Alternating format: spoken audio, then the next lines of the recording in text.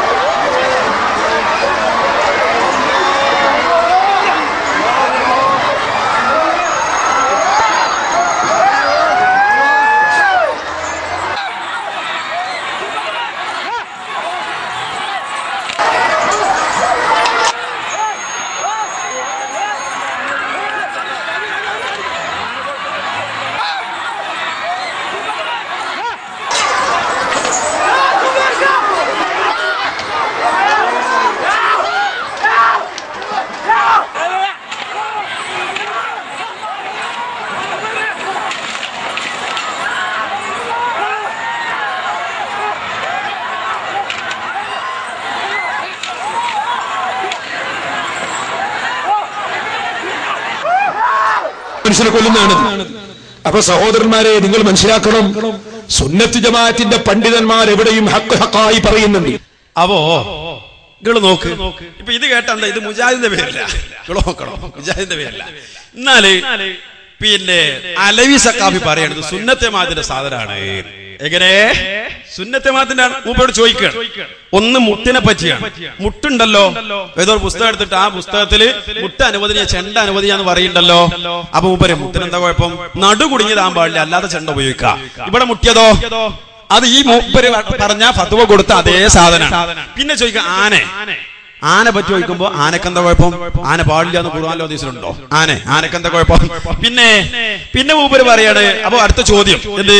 ഇത് അന്യമതസ്ഥര ഷിയാറല്ലേ? അന്യമതസ്ഥര ഷിയാറൊന്നല്ല. ഓല് തുണി എടുക്കണ്ടേ, നമുക്ക് തുണി കാക്കാൻ പറ്റുമോ? ഓല് വെളിച്ചം കത്തിക്കണ്ടേ, അത് വെളിച്ചം കത്തിക്കാക്കാൻ പറ്റുമോ? ഓല് കുപ്പായിടുണ്ട്, അത് കുപ്പായിടാക്കാൻ പറ്റുമോ എന്ന് മൂപ്പര് ചോദിക്കണേ. അങ്ങനെ സുന്നത്തി ജമാഅത്തിന്റെ സാധനമാണ് ആന എന്ന് മൂപ്പര് അനുകൂലമായി ഫത്വ നൽകുന്നു. അങ്ങനെ എന്റെ പ്രിയമുള്ള സഹോദരികളെ, ഈ ഖൗമി എത്തിയ രംഗമാണ് ഇപ്പോ നിങ്ങൾ കണ്ടത്. ആ അലവി സഖാഫി നൽകിയ ഫത്വയും കൂടെ നിങ്ങൾ ശ്രദ്ധിച്ചു നോക്ക്.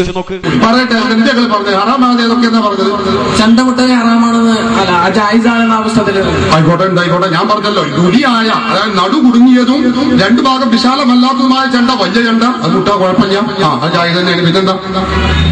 അപ്പൊ ആ പുസ്തകത്തിലുള്ള നിയമവും തമ്മിൽ എതിർപ്പില്ല. ഇടുക്കുമ്പോ വലിയ വിഷയം തന്നെയാണ്. ഇടുങ്ങൽ വലിയ വിഷയം തന്നെയാണ്. പറയണ്ടോ?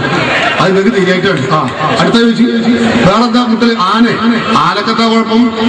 ആന എന്ന് പറഞ്ഞ ഹറാമാന്ന് നടക്കുന്നുണ്ടോ? ഖുർആനിൽ പറയുന്നു ആനനെ തൊടാൻ പാടില്ല, കാണാൻ പാടില്ല, ഉപയോഗിക്കാൻ പാടില്ല. ഇല്ല. വേറെന്താ?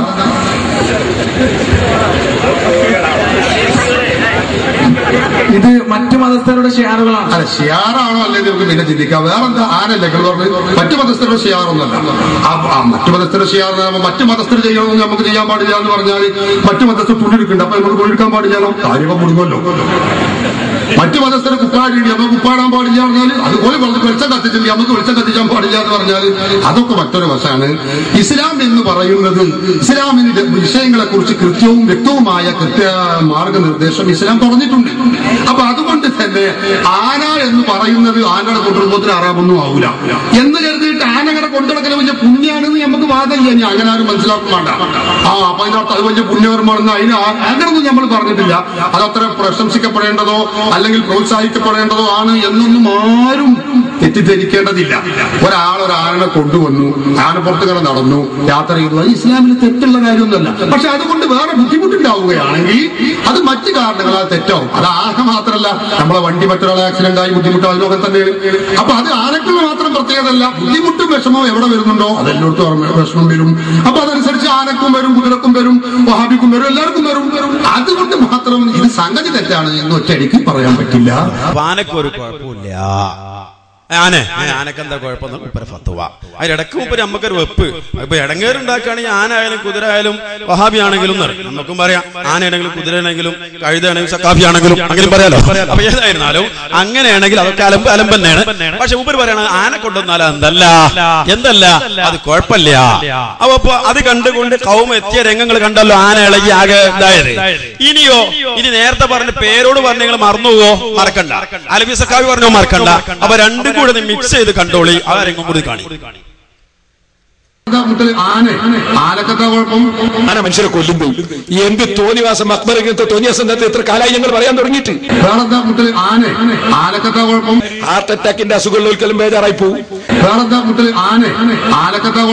ചിലർക്കെല്ലാം ഉറക്കൽ സ്വപ്നം കാണും. അതുകൊണ്ട് അങ്ങനത്തെ ഒന്നും ബേജാറുള്ളവരൊന്നും നോക്കണ്ട. പെണ്ണുങ്ങളും നോക്കണ്ട, കാരണം ബേജാറായി പോകും. പേരോട് ജവാബ് ഊപ്പര് ചോദ്യം.